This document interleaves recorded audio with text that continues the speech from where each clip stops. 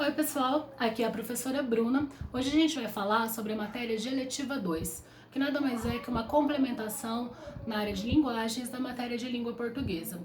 Se você não é meu aluno e está aqui, apesar do vídeo cheio de ruído, bem improvisado, cachorro latindo na rua, carro vendendo pamonha, ventilador bagunçando o cabelo, ótimo, fico muito feliz. Mas é tudo muito orgânico, muito simples, porque o objetivo é levar um pouco da sala de aula para os meus alunos que estão em quarentena, assim como eu. Então a gente vai falar hoje sobre a relação entre oralidade e escrita.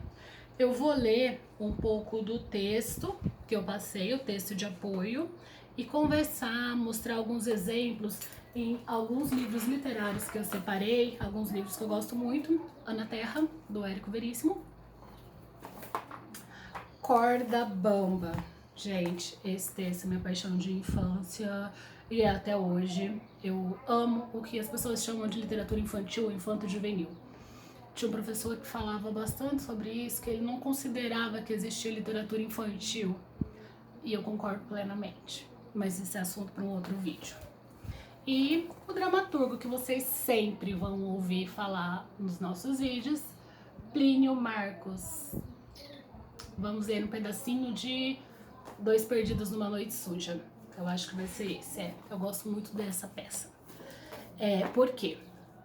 O que a gente precisa ter em mente? Quais eram as habilidades que eram esperadas desse processo, desse trabalho?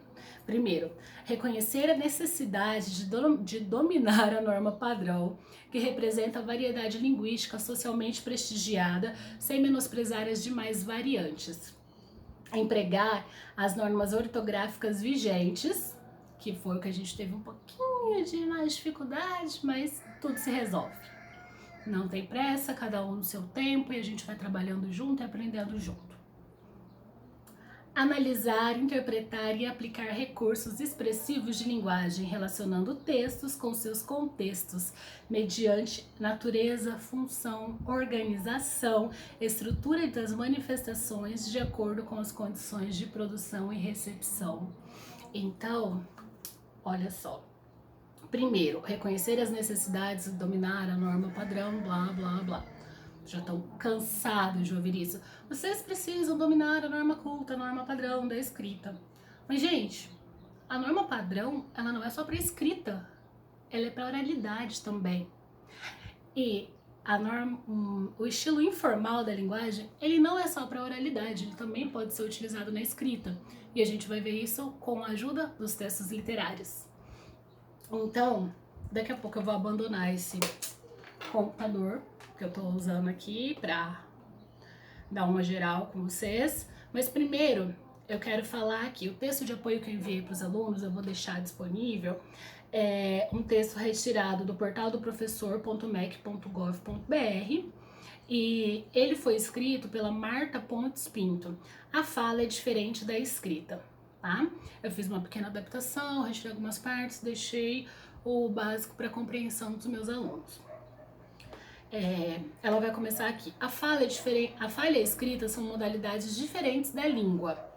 A língua escrita é mais elaborada e menos econômica, não dispõe de recursos próprios da língua falada, A língua falada é mais expressiva, espontânea e natural, pois recorre à entoação e pausas, além de recursos com gestos, olhares, etc.